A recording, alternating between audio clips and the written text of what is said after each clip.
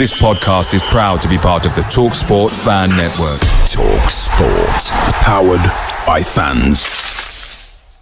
Danilo's free. He goes to Gibbs-White. Edge of the box for Ola Aina. Great goal! What a hit from Ola Aina! Gibbs-White!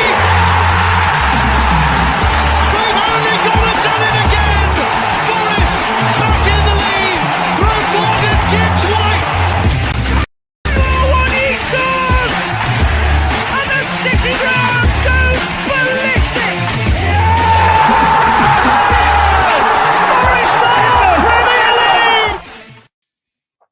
Hello and welcome to Red Side of the Trent as Forest step into Christmas time, fourth in the league, having left West London, 2-0 winners, beating Brentford for the first time at home this season. And as I said, fourth in the league. Drink it in, soak it in. It is not a dream. I mean, I was wondering when I was going to wake up from the coma, boys. Joined by Reese Lane and Christian Brown this morning. Chaps, how are we? First of all, Christian, start with yourself. Very, very well, especially having seen Thomas Frank's spectacular meltdown last night. The deluded arrogance of the bloke to say that, oh, we dominated the games. Like, you dominated absolutely F all, you bozo. Like, honestly. So seeing that just made everything so much better. So, yeah, great news. Hope you're well too, Adam. Yeah, I'm fantastic. Reese, yourself?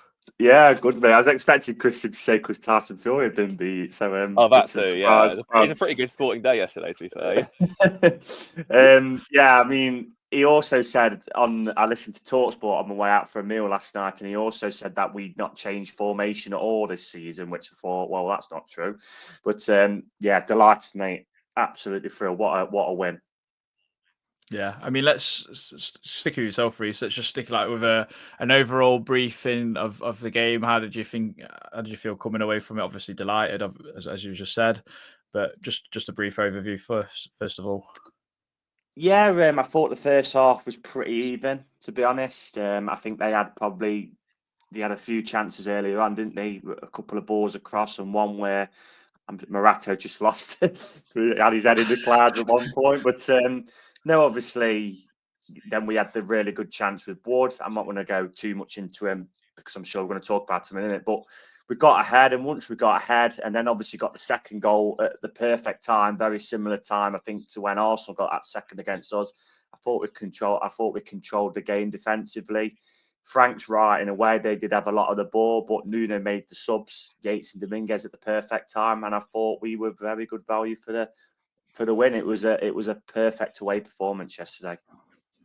Yeah, Christian, same question to yourself. And I mean, people, pundits, everyone apart from like Jill Scott, it seems, said that Brentford should easily beat us yesterday. And to be fair, I didn't see a team really that had that home kind of fortress feel about it, to be honest. I don't want to be like, blow smoke up my own arse sort of thing. I said this on the preview pod. I said they've only played teams in the bottom half of the league. They've seen a lot of goals against those teams as well. Like, if you're holding 6 to Ipswich and Wolves at home, that's a massive alarm bell. Obviously, they had a few injuries going into the game. I did feel we can get. I tipped the draw, but I did say I wouldn't be shocked if we got a positive result there, like a win. And that's exactly how it turned out. I think they started off the game pretty well, Brentford's. But as soon as we grew into it and started to establish ourselves in the game, there was only one team in it, really. Like, the last 25 minutes is basically a training exercise for Forest. It was literally, they were just crossing the ball into the box. We're just banging it clear every time. It was like, again, for this tactically fluid manager that the media praise so much because he sits on Match a Day and for the summer tournaments in Thomas Frank, how cluelessly naive was that to just do the same thing over and over again, ad infinitum for 25 minutes? It was just insanity from Brentford. But no, I think Nuno deserves so much credit for yesterday because everything he did was spot on. It was the perfect away performance. If you that's something you put into a textbook and teach coaches, this is how to get a win away from home. We were so good yesterday, and he thoroughly deserves every bit of credit he gets. Yeah, so let's kind of anchor into the first brilliant point there, Christian, because we're going to start with the team, which we changed formation, and Thomas Frank said it was a bit of a compliment that we changed formations for his Brentford side. I'm not sure if it was that or what, but however he wants to take a positive from losing 2-0, fair play to the bloke. insanity, as you just rightly said. So 3-4-3, Murillo came in for Yates, Elanga in for Dominguez, which left more Gibbs-White and Elliot Anderson in the centre of the park. Wing backs provided by Aina and Williams, and Elanga, Wood, and Callum Hudson-Odoi up front. What did you make of that team when it came in, Reese? I'll start with yourself. Well, that's what I put in my team, that was going to go 5 at the back. So I was quite pleased to see that. Yeah, a little bit bold, I guess, to go with Anderson and Gibbs-White as a 2 in centre mid. But, you know, on the ball, they are as 2 best midfielders. So, and then obviously you're keeping the 3 up front. So I was happy with it, mate. I think on paper, really, that is probably, if we're going to play that formation, is best team, isn't it? I think the only one you could maybe make an argument for is Williams or Moreno at left back. I think everybody else is pretty much the best team. So I was intrigued to see how it was going to work. And yeah, it obviously worked to plan. So yeah, kudos to Nuno. Yeah, definitely. I mean, interesting start to the game, Christian. I thought we expected Brentford to come out of the blocks pretty quick. They had a flash across goal. I think Damsgaard made Sells make a decent save to his right hand side. I think we spoke about briefly the Murillo kick up in the air, and he kind of just went, well, bugger it, like, and just forgot about the ball, and Vista nearly had a half chance, but it took us a little while to get into the game, didn't it? Yeah, I think that's to be expected. I mean, Brentford are very like, you can only have to look at the results, even if you haven't seen their games. Just look at the figures and that have been posted. They're obviously very attack-minded, and they started pretty much exactly in that manner. Just no, and yeah, it did take us a little bit of time to get going. Obviously, I know I think we'll cover Masso later, but again, it took his first start. I think he maybe was a little bit nervous at first, which is a bit unlike him. But as soon as everyone we rode that early storm out, we were fine. Like, we started moving the ball around well. Obviously, we then created our the first big chance of the game, really, in the Chris Wood effort, which desperately unlucky. If it had a bit more direction, it probably goes into the right hand side, I reckon. I know, obviously, Reese's point was that there is a defender there, but I still think he can squeeze it past him into the right personally. But all's well that ends well in the end, really. And yeah, we just started to. I felt our runners started to get into the game a bit more. Like, we started to find spaces in the pockets in Brentford's tactical setup. And once we started knocking it about, like I said, there was no looking back, really. We looked a really, really good side yesterday. Yeah, I mean, I thought that, and I thought once we settled and kind of understood what Brentford were offering going forward, I think we kind of cut off all them passing lanes. I think we made them cross the ball into our 3 centre halves who were just like, yep, this is brilliant, like just kicking and heading absolutely everything away. And lo and behold, Reece, the goal comes eventually. And I mean, I thought we was a bit sloppy in possession here and there, but I thought great run from Nico Williams down the left and a great cut back. I mean, me and Christian had an argument whether it was bad defending or good attacking, but it didn't matter because we'd scored, and it's that man Ola Aina cooking up. And I don't know if anyone's seen the Photoshop of him in a chef's suit. Well, because it's an attacking perspective, we'll look at it from our point of view. But really good work from Hudson-Odoi first off. There's quite a bit of space, and he obviously travels with the ball. And I was actually saying, like, carry it on into the box, and then obviously laid it off for Nico. And at that point, I was like, oh, bloody hell. But brilliant ball from Nico Williams. Very similar to, I think it was Toffolo to Elanga at West Ham. Very similar, that kind of cut ball, but and Toffolo to Aina as well. And that kind of cut ball back across the edge of the area. And Aina just comes onto it and he finishes it brilliantly. Like the commentator said, the kind of power was on the cross. He just needed to direct it. And he kind of like snooker potted it into the corner, didn't he? I think is a decent analogy. And yeah, no chance for Flecken. But yeah, lovely to see both wing backs combine. And that is obviously the benefits of playing a 5 at the back. So, yeah, it's just great to get that goal because, like I said, I thought it was tight first half. And for us to go in at half-time 1-0 up is, yeah, brilliant for us. I mean, Christian, step in for us. I'm really glad Reece mentioned Hudson-Odoi's involvement there because he did so well to carry that. But he carried it so quickly as well. And I know what you mean. I was sort of saying as well, like, let's get to the box. But no, I think just to get us into that position and move us on the pitch that well, that was really, really good of him. And yeah, obviously Williams did superbly as well, I thought. Yeah. I think what's good with Hudson-Odoi is even though the last couple of games he's not obviously got on the stat sheet in terms of goals or assists, because that's all we're asked about, aren't we, in this day and age? Apparently, he's played well in both games, and that's all you can ask for. Yeah. So yeah, long may it continue. It's yeah, lovely to speak about. I absolutely love a fullback to fullback combination goal as well. And I mean, I don't know if anyone's spotted it because it got shared online a lot, but I think Elliot Anderson's pulling Nico Williams' hair in the celebration, and Nico's like, "Who's doing that sort of thing?" And I think that's quite funny. Sort The of. West Ham one was Aina to Elanga, by the way. I've just realised I got it the wrong way Yeah. around. Yeah. It don't matter. It's still good, and yeah, great finish from Aina, and I'm sure the away end were pretty much chanting sign him up, and hopefully we'll get that a deal announced soon, because I just absolutely love that bloke. He's just he's just good fun, and he's a great footballer. Second, we went in at half time 1-0 up. I think it settled the team quite nicely. I think Brentford having to play Christoph Ayer and Keane Lewis Potter at fullbacks was a massive advantage to us, and I think we exploited it massively. And it told in the second half where Christian, we've actually latched onto a mistake and punished. And to be fair to Anthony Elanga, it seems to have clicked in the last 2 weeks for him, but he's got a lot of work to do still from picking up that ball and from the mistake. So yeah, talk us through it. Definitely, I think as well. You mentioned obviously the wing back thing. It was literally even a few minutes before that we again carved opportunity down that side, and obviously cut it back for Wood in the edge of the box. It obviously then blazed it into orbit, unfortunately, uncharacteristically for him. But the warning sign was there. That was a side. That was a side we were going to attack and get some joy out of. And yeah, I mean, it's a bad mistake from Lewis Potter, really. And obviously, he's facing his own goal, and the dodgy touch just lets Elanga straight in. But obviously, we've all mentioned the need for this left-footed right winger. But we always forget how ambidextrous Elanga is, or can be when he wants to be. It was, again, like obviously Reece mentioned the whole snooker analogy earlier. It was such a good finish, Dad. Obviously, I have so much to do as well. Like, I think it's like 5-6 touches before he gets his shot away, because he has to still obviously work his way into the box and obviously fashion that shooting opportunity. But it's such a controlled, beautiful finish into that bottom corner. Flecken's got no chance of getting anywhere near that because of the power and placement on it. And it's just so nice to see. It's a bit like Jesus for Arsenal, isn't it? Like, it's mad how confidence plays such a part in football. Like, I think Elanga had gone, I think it was 30 games without scoring. You know, it's like 2-2.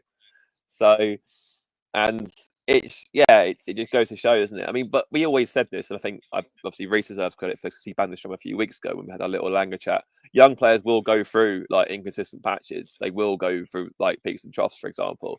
And, you know, like some of the things I was thinking said about Elanga were ridiculous. Like, obviously, I know me and you said that we expect a bit more from him because we've seen how good he can be, but we weren't quite calling him like a B-Tech Alex Mighton and stuff like that, like as some elements of our fan base were, and which was ridiculous. And like, I'm hoping they're eating humble pie, because, you know, that was a brilliant finish. And it's, you know, Elanga in full flight like that is a menace to anyone in the league. And I'm really hoping, like, just hoping now, like, we've gone from a case of, whereas a few weeks ago we've had a few people saying sort of like, oh, you know, if Newcastle come back, sell him. It's now like, oh, I hope Newcastle don't come back, because it would be quite nice to keep him in this run of form. So we'll have to see what happens in that front. But yeah, it was brilliant work from Elanga. I mean, it's great timing for him to get into some form, and it bodes well for the second half of the season, because we're doing so well, and not everyone's even had like clicked into gear yet, which is astonishing. But Reece, second half of the second half, as you want to call it, like last third of the game, maybe resolute defending from ourselves, and as you mentioned earlier, great substitutions from Nuno at the time, bringing on Dominguez and Yates as like closers of the game. But we have to mention Matt Sells' brilliant point blank save, I think, because he deserves a lot of credit, and sixth clean sheet of the season, which is absolutely brilliant. Considering last season where I think we got about 2 or 3. And Mason's red hot take for the start of the season of 10 clean sheets this season could well come into fruition. Yeah, I was going to mention that. I think it was 5 last season. I may be wrong, but right. Yeah, it smacked him in the face, didn't it? I think it actually really hurt him. But no, obviously got his body in his way. And it doesn't matter how you save it, does it? Whether it's your hands or your feet or in this instant your face. But no, Sells has been.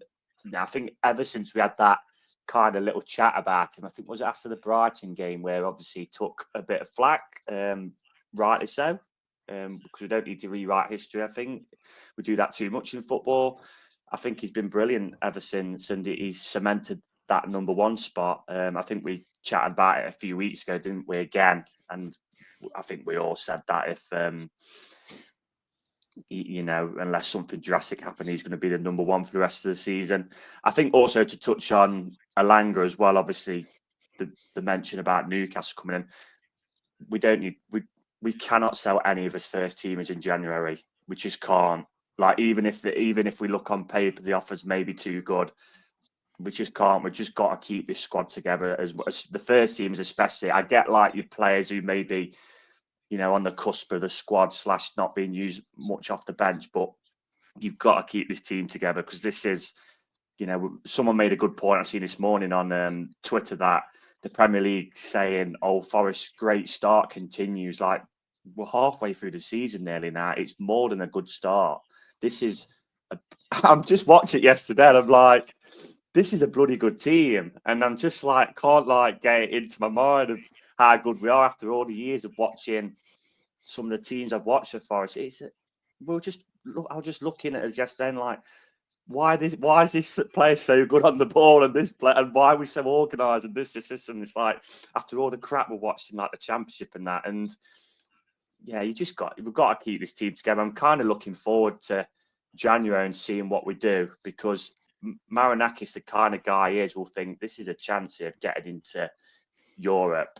And we don't need a lot. We said that on the last pod, but little tweaks here and there set us up nicely for the rest of the season. And then, we'll see how far we go. Because we've said about on this pod about dreaming Europe. When does it kind of become, like Danny said on a couple of pods ago, where you're thinking, bloody hell, I'd be actually disappointed if we didn't get in at least the top half now. It's crazy, isn't it, really?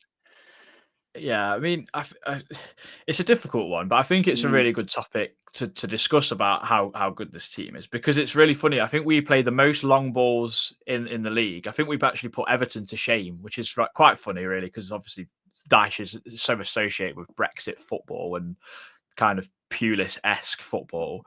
But I think we are just such a different style to everyone in the league. I mean, I watched Match of the Day and Ipswich are 2-0 down, still trying to play out from the back and give a goal away. And they're like, what are you doing? Whereas I think we're just we're press resistant because we take a goal kick and we just lump it. And if we win a second ball, it's 5v5 straight away. Yeah. I just think Nuno's a bit of a throwback and it's confused a lot of teams to play against us. They really struggle. Yeah, because we've got two quick wingers who can get in behind teams, and then you've got a man up top who, he doesn't run around like a headless chicken, Chris Wood, but he proved he's a poacher, isn't he? I know we mentioned the header. He was in there again yesterday. He did all he could out for, really. He hit the target. Flacker makes a really good save. So you just pinching yourself watching it, but it's absolutely crazy because, like I said, for all the years of, I just can't get it wrapped around my head. We're actually a really, really good side. It's mad. Christian, I just wanted to ask you a bit of a hard question on the spot.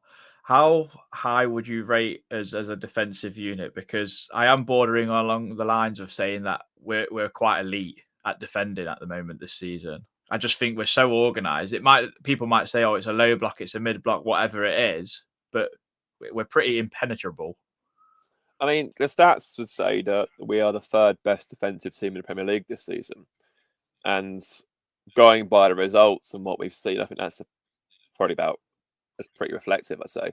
But yeah, even last season when Nuno took over, it was weird because we were losing games, but the underlying data to sort of go down the Brentford methods, because that's what they do apparently.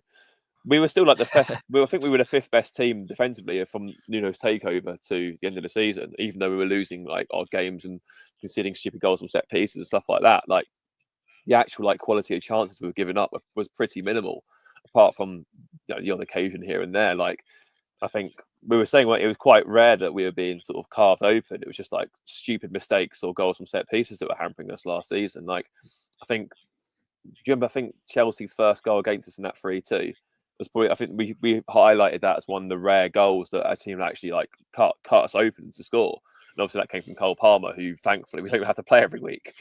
But yeah, I generally think even then, since then, we've tightened up a lot. Like, obviously, we've got a lot better from set pieces.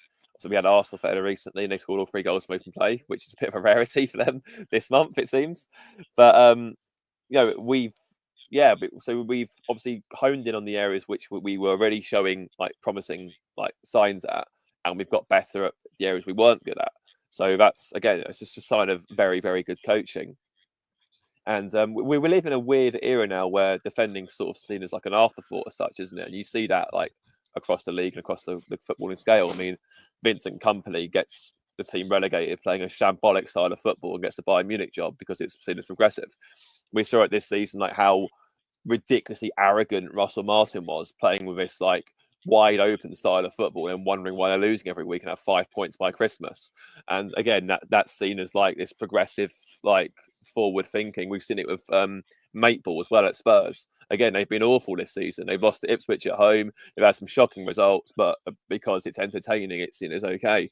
It does seem as if the teams that like actually have managers like Simeone at Atletico, Inzaghi at Inter, who actually just focus on defending, and you have to say Slot at Liverpool as well, because they are the best defensive team in the league.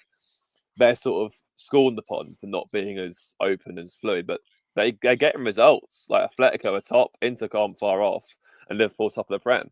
And you look at Forest, a team with focus on the defensive shape this season, we're currently 4th. So, we all know the saying, like, as Ferguson said, like, goals will win you games, but a defence will win you titles. And I generally think the work we're doing in an era where defending isn't maybe so important is probably what's setting us apart from the rest of the pack. So, yeah, I would say where we are in the league is a fair reflection of how good we are as a defensive unit. Yeah, I mean, I love how we play because we get the ball forward quickly. We don't We do it at dilly-dally pace, like, don't we? Yeah, oh, it's like we're so quick to get it 10, forwards. Yeah.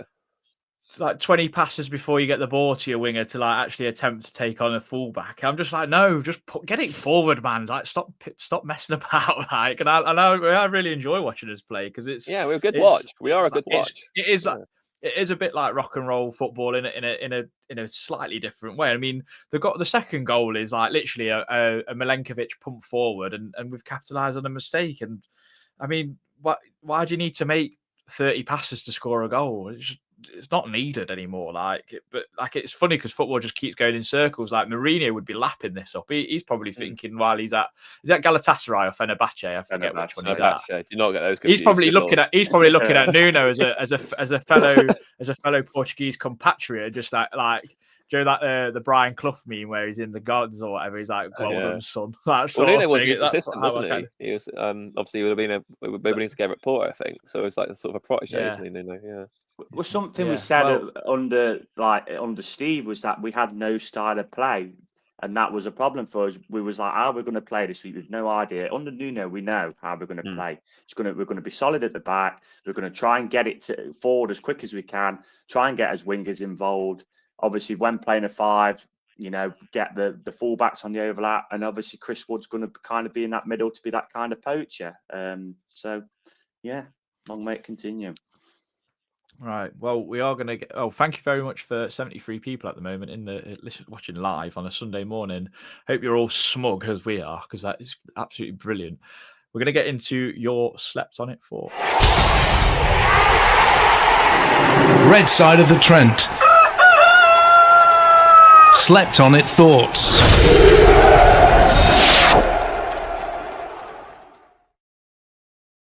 I am saving Lee Clark's for the very end of this. So we've got D, he says Murillo, man of the match, Sells and Aina, brilliant. Elanga confident again, deserved the win today. Would like to see us go to a back 4 against Spurs. All the letters seem to be replying to our post, but so it's B's turn this time. Tried writing some paragraphs, but nothing could do justice. What a great team performance that was. Murillo is beyond a joy to watch. Aina needs a new contract ASAP. Give Lulu whatever he wants. His vibes are unmatched. Everyone over a 9 out of 10. Oh, and Nuno thoroughly outthought Mr. XG. Martin Fretwell, tactically brilliant from Nuno, back to being so solid. Murillo was outstanding, man of the match, but that self-save, magnificent.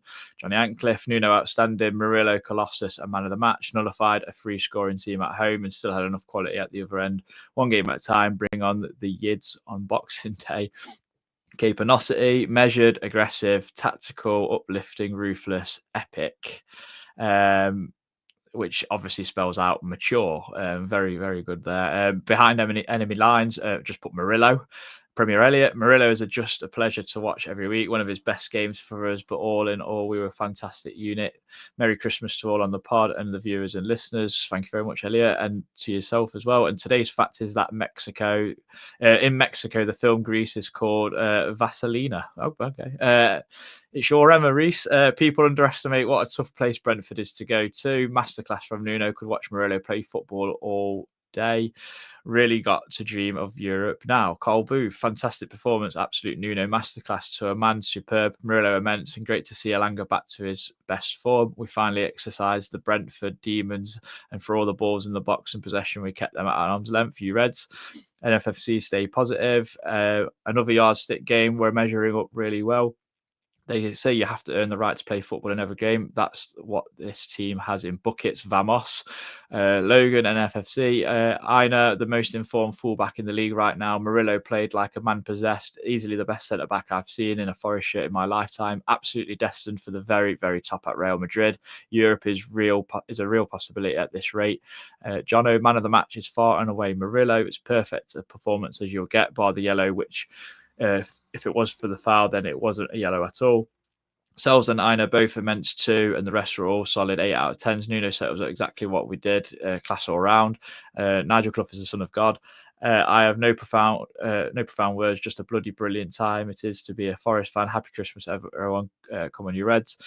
Dave Bullen, loving the tears from Frank. What a clown that man is. Drink wins in like this. Feel like we are getting results larger because of how good Murillo and Milenkovic are. Murillo world-class potential. Binnett, others will say how brilliant Murillo and the rest of the team were today, and they would be right. But this win is all about Nuno. Totally outsmarted Frank in the way he set up in the team, and they managed the game with subs.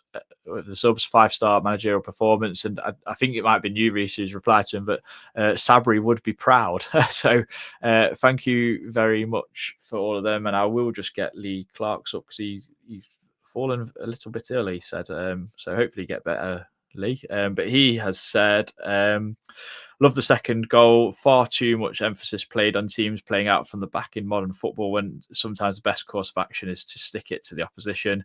Callum Hudson-Odoi more gives White was sensational, and the save for themselves in the second half was outstanding, firmly in dreamland. It seems like Lee was kind of premonition our conversation there, which is very strange. Yeah, fantastic. Thank you very much for everyone getting involved. Thank you for everyone obviously in the chat. Merry Christmas to all. Danny Tring's put in the chat, all right, lads, have I missed the Murillo Love Fest? Best individual performance since Samba, maybe better. No, Danny, you are just in time because we are going to go through some performances. We're going to start a bit low and then work our way up. So, Reece, I'm going to give you Morato, whose first full debut it was. And I mean, he had a shaky moment, but I think after that, he was pretty solid for me. Yeah, a bit shaky at the start, wasn't he? But like I said, as soon as we obviously got the first and then the second goal, where we kind of was like, well, tell you what, Brentford, will soak up your pressure. And yeah, he was part of that kind of great wall of Nottingham, wasn't he, at the back of him, Milenkovic and Murillo, the 3 M's. So yeah, like I said, a bit shaky at the start, but I thought for his first start, I thought he did pretty well. It was very similar to the Chelsea away game last season, what Brentford's style was, which was we had 3 big lads at the back that day in Bolly, McKenna and Warren. And they thought, I'll tell you what, we'll just keep crossing it into the air when they had, I think, Raheem Sterling up front. Like, do that all day, lads. We'll just had it out. And so they played into our hands. And yeah, I don't think, apart from the one, what we mentioned, which Sel saved with his fade, didn't really cause us a lot of bother, did they? And I was a bit concerned because it was on top with probably about half an hour to go. And then, like we said earlier, Nuno made them changes. Brian Yates come on was really good. Dominguez pressed us up the pitch, really good. And I thought good value. And Morato was part of a great team effort yesterday. Yeah, 1 goal conceded, and that was at City still for Morato. What an incredible record that is to have. I mean, I know he's not played the amount of minutes that Milenkovic and Murillo have had, but he is part of that foundation. And I think it's good to see that he's getting those minutes and those cameos, because I think we're obviously all fearful that Murillo will leave. So him potentially being that one to step in Not if we're getting the to Champions his League. boots. Oh, I know He's Murillo will be staying. staying. It'll be a 6-year contract, like 10-year contract, lifetime contract for Murillo. Like, give him what he Depends on wants, the just chuck him the checkbook. it depends on the PSR thing and that one, because I think UEFA's is stricter than the Premier League's as well. So Just Marinakis won't care about that, Reece. Bloody Nora. Do you think that bloke cares? Right. Christian, I'm going to give you Ola Aina. And I heard, Alex Oakes came on the pod and said that Aina was in the top 3 fullbacks earlier in the season. I think it was when he scored the screamer against West Ham or in another game when he was utterly brilliant, which is most games, to be fair. Would you agree with that? Because someone tried to have an argument. I think it was a Brentford fan, and he just quoted tweeted, I didn't stutter. Just like brilliant, like Alex at the back post with the I did see that. It was very funny. Yeah. I think we'll start with his performance yesterday and move on to that. But he was sensational yesterday, Aina. I think like you saw it at full time. The second that full time whistle went, it just dropped to the floor. Like he ran like. I mean, I think even last season we were saying like he does sort of. I don't know if it's like an internal fitness thing. He does sort of struggle to see out 90 minutes at times, especially with the rate that he runs and applies himself to games. It's a bit like Dominguez. Like obviously we see Dominguez like coming off like drenched in sweat after like 70 minutes every game. Aina's like not too far behind. He runs and runs and runs. He gives his all like relentlessly. And obviously when you're a wing back, like he takes it out of you getting up and down the pitch quite a lot. So but yeah, it was that. I think he said to Colin Frey, didn't he? It was that sprint at the end when he put that ball across that was quite close to where unfortunately cleared. And then obviously Elanga had that shot blocked. He sort of thought I'd just walk towards the corner, like when it was like thankfully given to us. But no, he was immense yesterday. I think, like I know obviously we had a nice agreement about the goal and their defending. It was very kind of I think it was Lewis Potter as well, actually, just to leave Aina completely unmarked. But that was a finish I'd expect Chris Wood to make from Aina. Like he side-footed that so calmly and so precisely into that side netting. The inside side netting, I should add. Like again, the keeper's got no chance of getting there. It's a wonderful finish, but he adds so much to our game. For me, without being, obviously too Forest centric, I would say that if you were to do a team this season so far tomorrow, Aina and Milenkovic would both get into it. And Aina, I thought yesterday was just magnificent. He epitomised why I'd back that opinion up. I think that for a free transfer, I cannot believe the value we've got there. So fair play to Cooper, the recruitment team, for picking him out. I just hope we can get him tied down. I think that's. I know obviously talks are coming along pretty well by the sounds of things, but I'm sort of anxiously. The Forest in me is looking that we're about a week away from the new year when teams like Real Madrid can start talking to him on a free transfer. And yeah, all jokes aside, I really hope we can get that sorted out because he was so good yesterday, and you can see how important he is to Nuno's side as well. Like, but we saw it last season, wasn't we? Because obviously I know he was sort of playing left back and right back, whatever else, and his versatility, his ability on the ball, the way he like go past players, the way that he just doesn't stop trying or running, like he's a joyous footballer to watch and to have around as well. You see how happy the dressing room is. I mean, it's probably because he exists.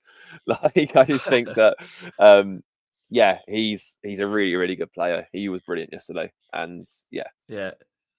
I mean, David Bullen's made me worried now because he's saying so close to the deadline now. I know we'll 100% see what Europe has to offer. And then he followed it up with, think he will see what he could get to use as leverage against the big boss in the inverted commas. Reece, have you got anything to say on that? Yeah, kind of.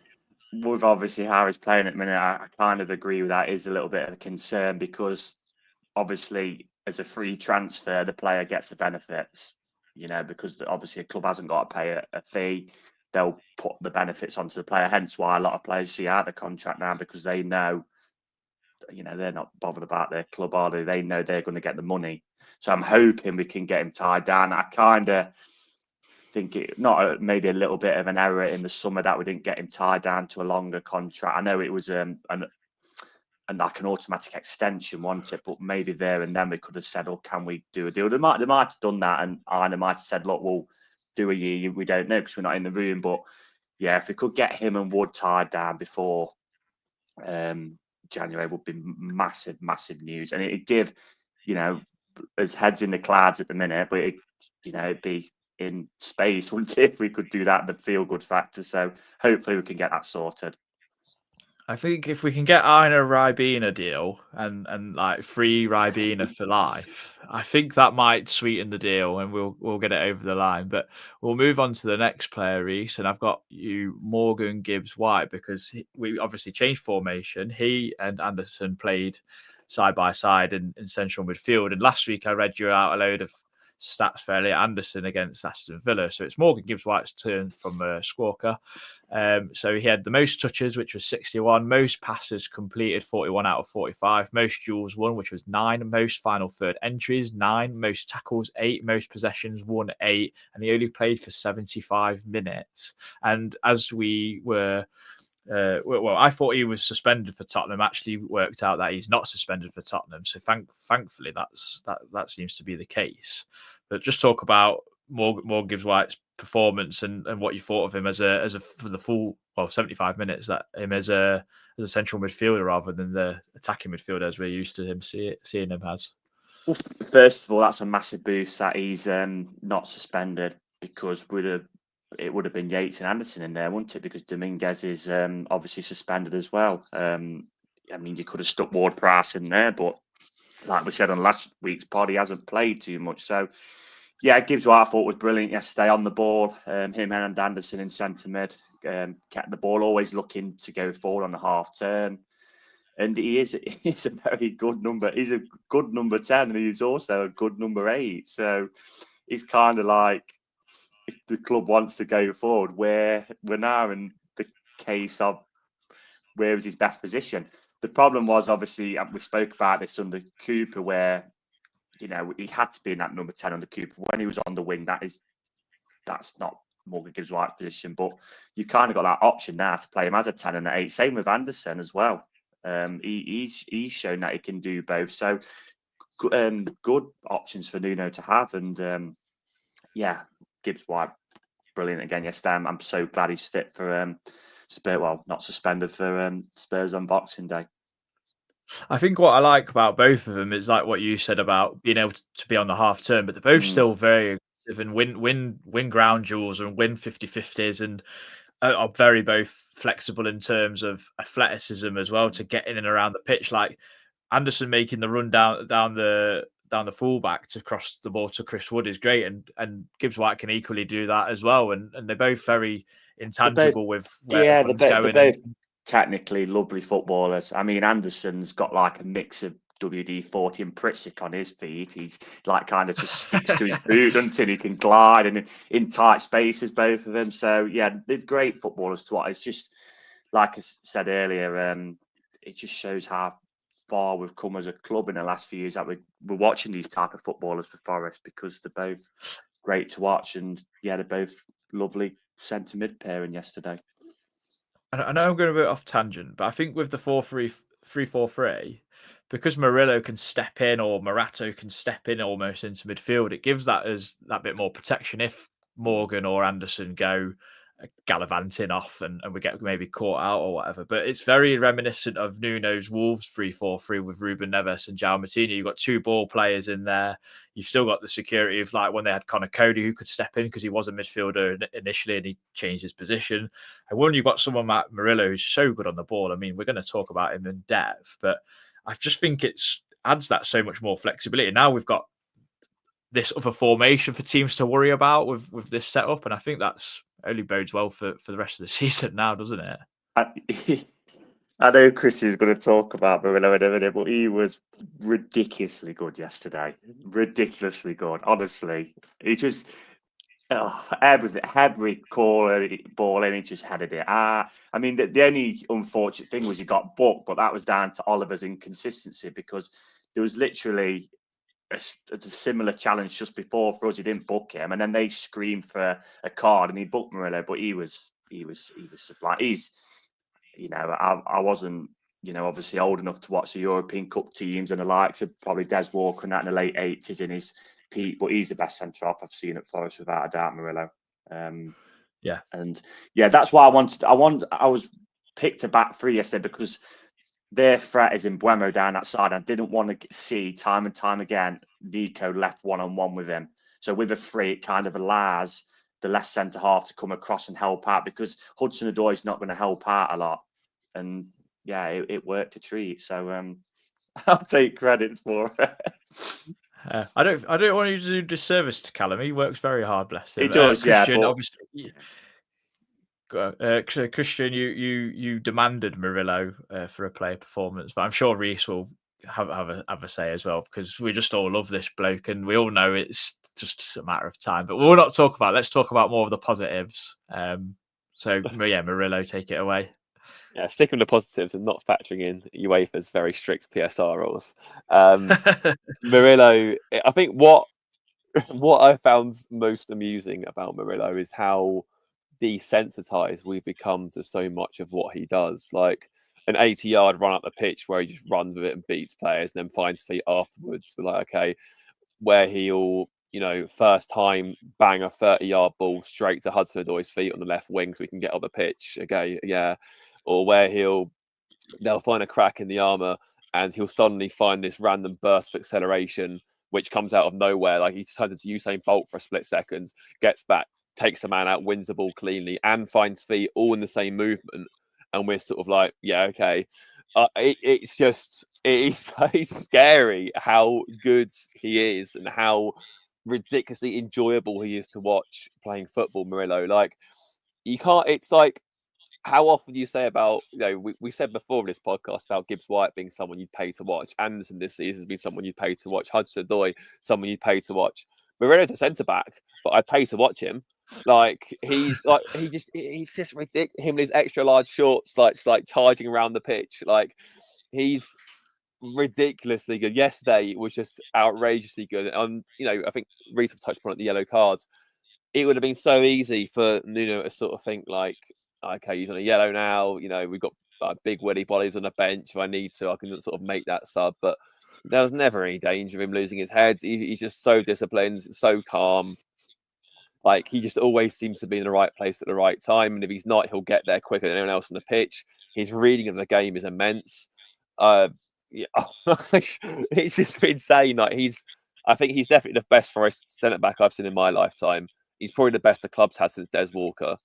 And, I mean, the 90s version of Des Walker, not the one in the early 2000s. It's, I mean, before we got promoted, I think it would have been Dawson for me. And he's levels above Dawson. And I love that bloke to bits. Like, he's just a complete package. He'll go to Real Madrid. And that's really sad to say, but he will go to Real Madrid in the summer. That will happen for like 100 million or something stupid. And in a slightly lower pace and less physicality in the Premier League, he'll have even more time to pick out these ridiculous passes. He'll be picking out Vinny Jr. and Bellingham and God knows what else. And we'll just have to sit there, like a bit like Leeds fans with Rafinha, have to sit there with sort of like, a bursting like heart of pride saying he played for us, he did, and he was bloody good too.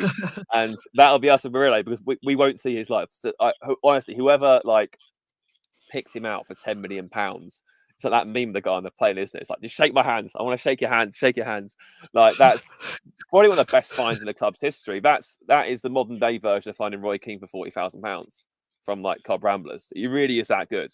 Like, and we say this with no doubt. We saw it last season. Like, this is a Champions League player already, and he's only had 3 years of professional football. The ceiling for that bloke is scandalously high. And it's just a joy and a privilege to watch him pull on that Forest shirt and play every week. And honestly, just enjoy it. Just enjoy it while you can, because enjoy performances like yesterday while it can, because he's like I said to you before, it's like the bird in Shawshank Redemption. Like, you can't keep him caged up for too long. And yeah, yesterday he was just immense in every sense of the word. He was just immense. I mean, Danny Tringer, obviously a friend of the pod. I heard him on TalkSport yesterday. I did ask him. I was like, "Was that you?" Because it sounded a lot like you. And he told Cundy he's the best passer of the ball from centre half in the Premier League. He's one of the best defenders in the league. And he'd only played 2 months at Corinthians. He'd barely made it into the first team before he shipped off to Nottingham. And I mean, he probably thought, "What's this bloody cold place like?" Comes to Forest. Oh, they've won some European Cups, great. And then car crash of a team in some sense with Cooper at the helm, where we had to scrape and scrap for every point and everything else. I mean, I'm just so glad we've seen him score a goal at least. I mean, I know it was a header or something a little bit out of his skill set, weirdly, because I just thought he'd score one where he just dribbled past about 9 players and put it in. But, we'll take it. And yeah, it's just what a player to watch. And I think even if you think, oh, what's his weakness? I think Brentford put a ball into the channel and he just absolutely stormed past either Vissa and Buemo or Sharda. I can't remember which one it was. Just shepherded the ball, passed it to Sells or whatever, and we restarted our attack. And you're just like, the bloke can't do anything wrong. The only thing that you'd say about Murillo that he hasn't got is a little bit extra high, but he doesn't need it because he's just that good. I mean, Aris, I don't know if you wanted to come in and add anything, but I know Christian's monologue might go down in history as one of the greatest, to be honest. I mean, how can you add to that? Yeah, I mean, the run yesterday when the best thing was about that, I was like, go on, keep going. And then he laid it off and he kept running forward and like got himself in the box. So it would have been amazing if he'd have crossed it and headed it in. But yeah, I mean, these type of players you can kind of hope you can keep forever, but you have to be really realistic at the same time. But I'm not going to talk about the future, because I'm going to enjoy every minute for Forest at the minute. But yeah, 10 million bargain, absolute bargain. Whoever's scouted them, build the statue, give him a raise, thing, aren't we? So yeah, give him a raise. So long may it continue. If Marinakis, Arsenal doing murals for set piece coaches, we can definitely do a mural for whoever found Murillo. Yeah, it's a shame really. There isn't. I know obviously Forza and whoever else did the one with Clough and Cyril, didn't they? But really, we could do some at our side of the river and round our ground, couldn't we, murals? And that's not just because of Murillo, but we just could. That is something I would like to see at Forest, really. I hope he gets Tifo before he goes this summer. I think it would be great if Forza could do that for him. I mean, we're not going to talk about him going. He's staying forever. Yeah, because Marinakis is handcuffing him to a big radiator in his office and just keeping him. He's taking you away for a court. That's it. He's staying forever. Court of arbitration for sport. So yeah. David wrote in the chat, it's like, if you cast your minds back to pre-season tour in Spain and Murillo was having a mare and everyone was saying, gave several penalties away, didn't he? And made some, and then just hated pre-season quite clearly because he's just since then. And Lee said this. Me and Lee both said it's pre-season. Like, do you remember the year before we had Ren and Cooper went? Obviously, we lost 5-0, but Cooper went with a 4-4-2 with Wood and Wang up front. Like, you're not going to see that in a Premier League game. Don't take the results too seriously. It's just a fitness workout.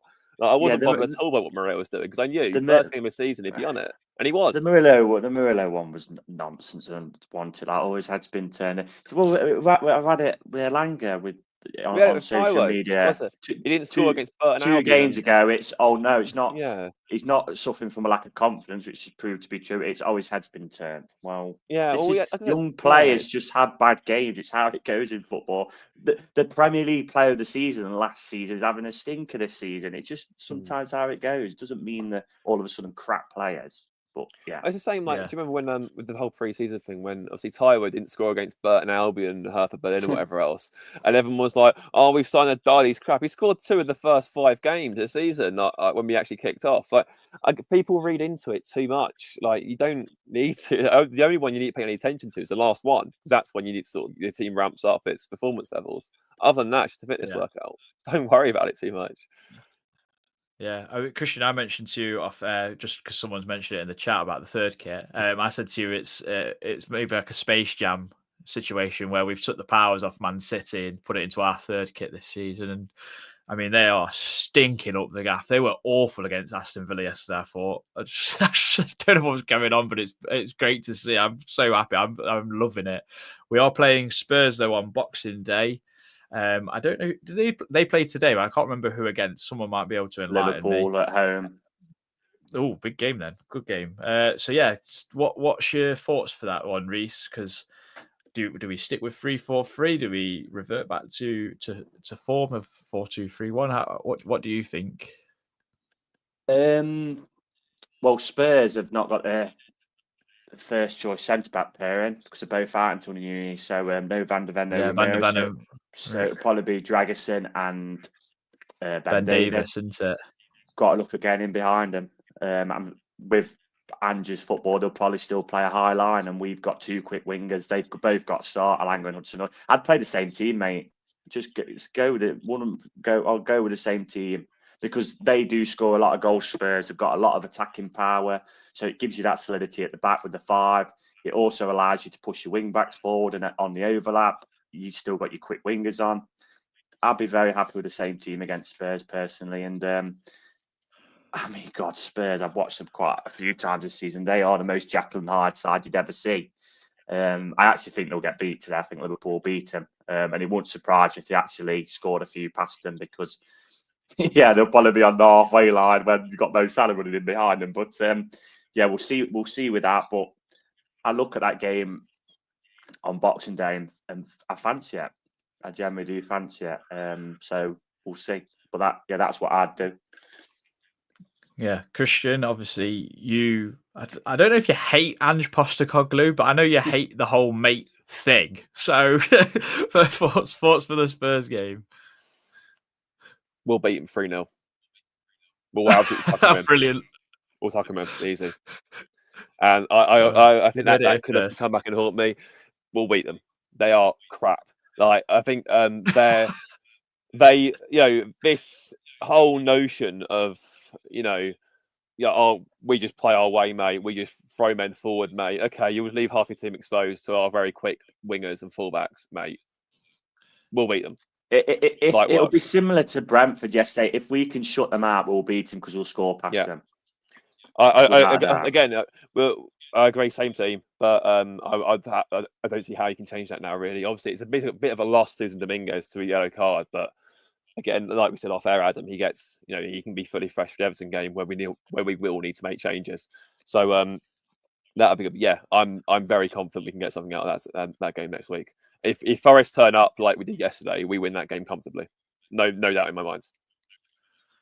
I mean, it's strange feeling so confident going into a game against Spurs. I mean, I know that we said Jekyll and Hyde kind of team, but Joe, on paper, you go, well, they're difficult. They've got some very, very good players. I mean, let's get some score predictions then. Reece, starting with yourself. Oh, Jesus. I'm going to go for like a bit of a barnstormer and go 3-2 to Forest. Yeah. Christian, are you sticking 3-0? Yeah, 3-0. We're to break his dark. Say dark. Sort of self-imposed sort of like drought, if you like. We'll beat them, no doubt. Okay. I think I'm really torn because, as I said, Spurs score goals, but they also concede goals. I could see it being maybe a 2-1 or a 2-0 to Forest. I think there is a possibility we shut them out and kind of frustrate them, and then their fans are on TalkSport and on Twitter like demanding Ange like leave immediately because they play entertaining football, but they're not getting results. So Jekyll and Hyde come very, very strange football club, to be honest, because they've got so much potential, but just. They're just Spurs, aren't they? It's Spursy, as Ferguson says. It's Spurs. I'm sure Nuno might do the same. He just might just say it's Spurs. Like, don't worry about it, guys. Like, but yeah, no. Thank you very much for everyone joining us. We've had a peak of 104 people this morning. Maybe we'll do the birthday spread in the week in the lead up to this game, Reece, potentially. We can. Do you want to do it now while we've got over 100? Yeah, we'll do it now. Everyone in the chat can play along. Go on then. Yes, let's do it. Fun. Christmas birthday spread. Right, for those obviously in the chat who are watching don't know how to play it. So basically, got 10 former Forest players. This is the age they'll be this year. Christian and Adam will take it in turns to guess. A margin of error will build, and whoever's obviously got the least at the end will obviously win. So I'll get us underway then. 26 was the benchmark from your lovely partner. and they got 26. So you got 10 birthdays. So who won last time? Was it you, Adam? I think Christian. Finally won. Do you want to go first or second, then Christian? I'll go first. Why not? Go first. So birthday player number 1 is a player I'd never ever thought would play for Nottingham Forest, Keylor Navas. Oh. It's how old he'll be this year, right? Yes. Yeah, this month. 40. 40. Adam I think 38. is spot on. 38. So Go I on. thought it was 38 with us, to be fair. Christian 2, Adam 0. So birthday number 2, and this is for you, Adam. So 4 more years. Harry Arter. Harry Arter. Blimey. Why are you bringing out all the big guns? The big one. There's some good ones in this one. Harry Arter, 35. Okay, Christian. I think he's younger now. I think he's only like 30. I'm going to go 33. Adam's spot on again. Oh, 35. come on. So 2 direct hits, Adam. You'll never beat me. So 4-0 the score. So birthday number 3. Someone who was a really good sign in the Premier League for us, Serge Aurier. And this is you, Christian. So Aurier, 34. 34. Adam. I love that man. 33. He's 32. Ooh. So Christian on to 6. Adam on to 1. If you're playing along, put it in the chat and tell us what scores you kind of get. Number 4, my favourite ever Forest goalkeeper, Doris de Vries. Oh. Is this to me first? You, Adam. Yeah. Oh, he must be in his 40s now. I'm going to say 40 bang on. 40 bang on. Christian? Yeah. I can't see him being far off that. I'm going to go 39. I think what's pleasing me is I'm seeing all these like things come up in the chat. I'm like, they're on similar lines to me. We're all getting it wrong. So it's all good. But yeah, I'll go 39. Look at that chat. He's 44. Oh, God. So, wow. Adam, you're 4 out onto 5, and Christian, you're 5 out onto 11. So whipped it. To bring up the halfway point, the worst right back I've ever seen for Forest. So we've gone from the best to the worst. Nicky Eden. You know, James Perch was born in December. loads better than him. Nicky Eden. Wow. That's a throwback. Mm. I love these names that pop up. Awful. This is a great game. His under the cosh is quite good, though. He did admit his legs are kind of gone when he signed for Forest. Is it me first or is it Adam first? It's you first, Christian. Yeah. Oh, God. I'm going to go like 51. 51. Adam? I'm saying 52. He's 52. Christian, I'm so sorry. For Adam. 3 direct hits. And Christian. Must be some sort of record. Christian on 12. Right, so that's the halfway. So number 6. Not a very good defender, but did love the odd goal. Thomas Lahm. Oh, wow, yeah. You, Adam. And I mean, he was meant to be a centre half, and he was like, tried to do his best. Any Murillo idea? So he's the only one I think who's actually still. Well, yeah, he's the only one who's actually got. Well, apart from that, basically, any guesses where he's now playing at 31? Maybe in like. Oh, you just said you just said his age. I've said his age, haven't I? What would you? What would you I'd have said he's for, been in honestly? Finland, maybe. No, I'd have said like 30. He pays for pollen in Cyprus. You would have said like 30. Go on, you're going to have to be trustworthy, Christian. I've ruined the game now. I've ruined it all. Oh, I have to go 32, obviously. So Okay. I'd have probably gone off what Adam said and based it off that. To be fair, I had no idea. That's the first time I've done that. I'm under pressure because it's live.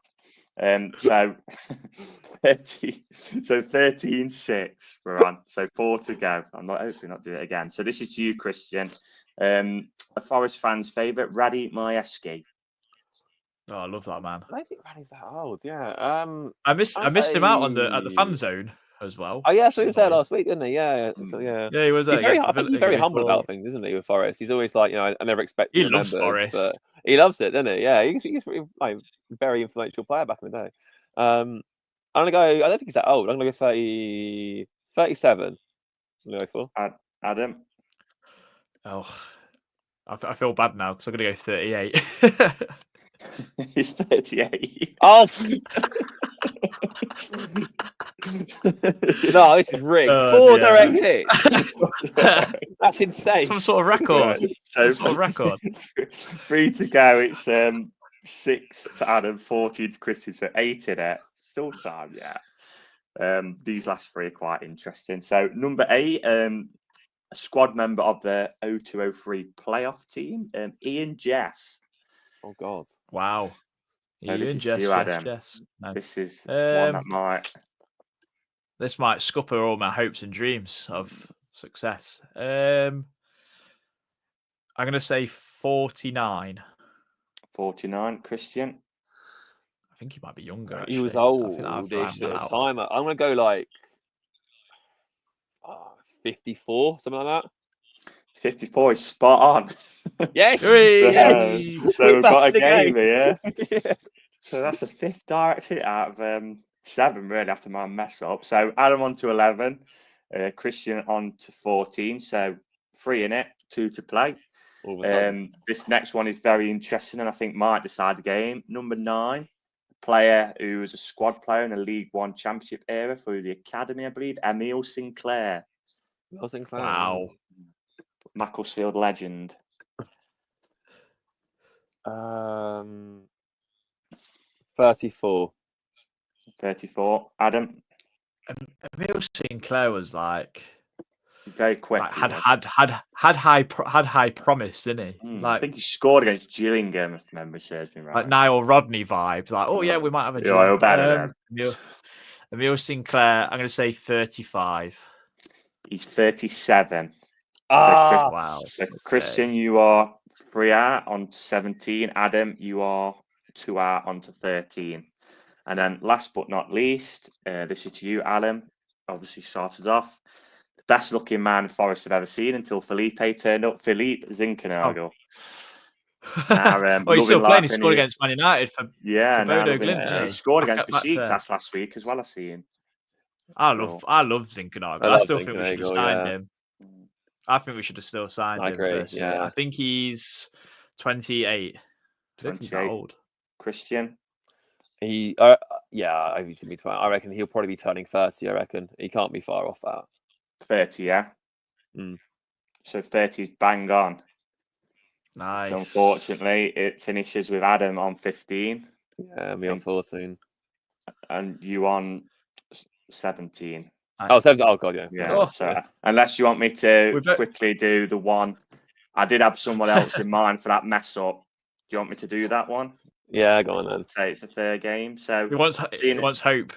Seeing as I messed up one, so the last one is someone else I wrote down. Signed after a brilliant Euro '96, but was useless for Forest. Nicola Jerkan. I don't even know who that is. No, I don't even know who that is. No. Oh dear. Well, does it mean to go first? I was 3 in '96, so of course I wouldn't know who that is. I was 4. I've given you a benchmark that he played at Euro '96 for Croatia. Oh, so there's your kind of benchmark as a clue. So work it out a little bit. Is it me first? Yeah. Because I'm winning. 56. 56. Okay. Yeah, I'll go like 58. Right.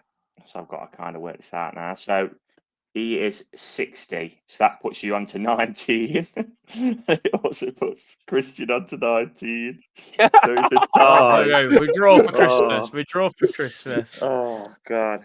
So yeah, we draw for Christmas. I'm trying to. Are you happy to Someone in the chat said they were 13 in '96 and said he don't remember him either. That's how bad he was. So he is. I'm happy to shake hands on a 0-0. There's a picture of him. Good shirt that Lavash one, yeah. It's a good shirt. Are you happy to shake hands on a draw? Yeah, we'll shake hands on a draw. Well, Adam can kind of retain the title, didn't he? Because he /1/my mistake. So yeah. And the pod. A moral victory. Yeah, definitely. Well, no, that was a very fun way to end the show, and Forest are 4th at Christmas, everybody. But I'm sure we might do a preview for the Tottenham game if we've got time, if all the stars align. And everyone enjoy your Christmas. Hopefully, you all have a brilliant time. Have plenty of pudding. And whatever else you have on your Christmas dinner. But yeah, well, until next time when we see you after the Tottenham game or before, however is it. Thank you very much for joining us, and come on, you Reds.